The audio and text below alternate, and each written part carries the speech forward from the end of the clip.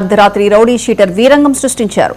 ఇచ్చిన order late అయిందంటూ శ్రీవారి కేఫ్లో rowdy sheeter Balaji alias Duke Balu గొడవపడ్డారు. ఇక కేఫ్ యజమాని గిరి కుమారుడు రాహుల్ పై రౌడీ షీటర్ అతని అనుచరులు గాజు సీసాలతో దాడి చేసి కంప్యూటర్లు, కుర్చీలు, అద్దాలు ధ్వంసం చేశారు.